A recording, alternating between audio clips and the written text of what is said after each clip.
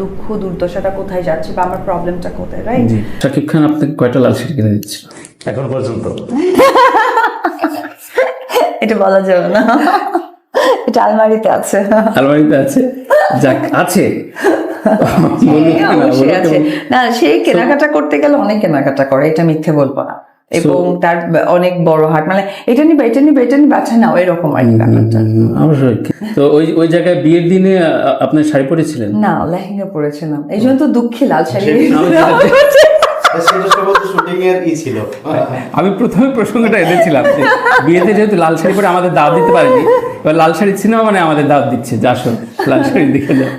আসলে আমাদের লেহেঙ্গা ছিল। আচ্ছা আচ্ছা। অনেক অনেক অনেক অনেক আমার লেহেঙ্গা আগে থেকে অনেক বেশি পছন্দ। এটা ভাসাবি থেকে নিয়েছিল এবং ভাসাবির মধ্যে গিয়ে সে টপ যে লেহেঙ্গাটা ছিল সেটাই এনেছিল, তারপর ওটা লাল ছিল। ভালোবাসাটা কোন পর্যায়ে লিমন নিশ্চয় বুঝেছো। এবং বরফ গলার যে দিনে দেখেন, আপনি যতই বলেন কাকতালীয় হোক আর যাই হোক, ছবি আসতেছে প্রিয়তম।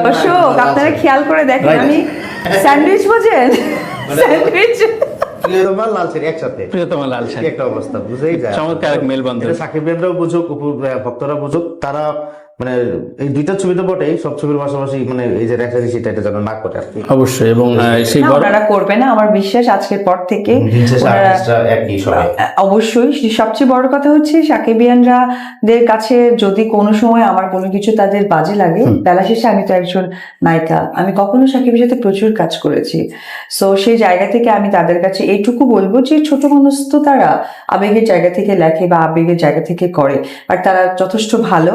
আশা করি আজকের পরে হয়তো তাদের ভুলটা ভেঙে গেলেও আর কখনো করবেন না। চমৎকার। লিমন, তোমাকে অসংখ্য ধন্যবাদ। এবং আমি শেষ একটা প্রশ্ন রেখে, যে ঈদে তোমার যদি একটা বাকেট লিস্ট করতে বলা হয়, লাল শাড়ি তোমার কোন পর্যায়ে রয়েছে, আর বাকি 3টা ছবি কি কি দেখতে চাও বা দেখার আগ্রহ আছে? আমি বলবো মানে আমরা তো সবগুলা টিজার এখনো দেখে উঠতে পারিনি। টিজার দেখেছি প্রিয়তমা, কালকে যে ছবিটা এসছে মানে একজন বৃদ্ধের ক্যারেক্টার শাকিব খান, সেটা মার্ভেলাস, এটা নিয়ে অনেক আলোচনা হচ্ছে। চমৎকার গ্রাফিক ছিল ছবিটাতে। তো এখন পর্যন্ত শাকিব খানের ছবি আসলে যেটা হয় যে উনি মানে এমনি যখন শুরুটা করেন তখন 50% এগিয়েই শুরু করেন। তো এটা তো অবশ্যই একটা প্রথমে জায়গা। তারপরে আলোচনার জায়গায় যদি আমি বলি, সুরঙ্গ অনেক আগে থেকে আলোচনাটা শুরু করেছে সিনেমাটা নিয়ে। আপনার নিশ্চয় একটা ফ্যাক্ট, রাহেন রাফি ভালো ছবি বানান, এটা প্রমাণিত, আমি ওইটার কথা বলবো। তারপরে আমি লাল শাড়িটার কথা বলবো, কারণ অপু বিশ্বাস কিন্তু একজন ফ্যাক্ট। শাকিব খানের সঙ্গে অপু বিশ্বাসের সম্পর্ক, আমি বলছিলাম যে বরফটা গলছে, এটা আমি কেন বলছিলাম ভালো, ইন্ডাস্ট্রি, এটা বাংলাদেশ জুড়ে আলোচনা, ইন্ডাস্ট্রিটার জন্য দরকার, সেটা কিন্তু ইন্ডাস্ট্রিটার জন্য দরকার। আমি যদি এই নিউজটা লিখতে পারি আবার যে শাকিব খান এবং অপু বিশ্বাস এক ছবিতে, আমার মনে হয় যে কমার্শিয়াল ছবি বা ট্রেডিশন ছবির জন্য এটা একটা দারুণ গুড নিউজ হয়। আর সাকিব অপু যদি একটা ছবি করতে চায় তাহলে কয়জন প্রডিউসার লাইন ধরবে বলে মনে করেন? আপনি চিন্তা করতে পারবেন কত বাজেটে ছবি করা যাবে। সেটাই হয়তো দেখা যাবে যে আমি ছবি জমা বিক্রি করে বলতেছি যে আমিও শেয়ার নিই, আমাকে একটু শেয়ার দেন, এটা দরকার। তো অপু বিশ্বাসের নামের জায়গা থেকে, এবং সাইমন সাদিক, আমি এটাও বলতে চাই, সাইমন সাদিক অপু বিশ্বাস কিন্তু দেখিয়েছেন শাকিব খানের বাইরে গিয়ে বাপ্পির সঙ্গে যখন ছবিটা করেছেন। আর তোমার এলাকার ছেলে একটু বেশি বলছো তুমি। না, আমি বাপ্পির কথা বলছি, আমি সাইমনের কথা। হ্যাঁ, আচ্ছা।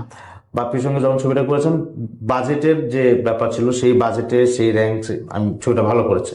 তাই আমি আশা করবো যে ওনার নামে এবং ছবিটা যে গল্প বাংলাদেশের তাঁত শিল্প নিয়ে, সেই গল্পের ভারে সাইমন সাদিকেরও একটা ফ্যান পেজ আছে।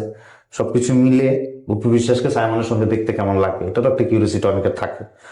সবকিছু মিলে আমার মনে হয় যে এটা সবকিছু ভালো হোক। এবং চমৎকার একটা গ্রাফিক্যাল বৃদ্ধ সাকিবকে দেখলাম, মনে হয় না যে আমিও তো এই সময় বুড়ি হয়ে যাব, তখন নিশ্চয়ই যে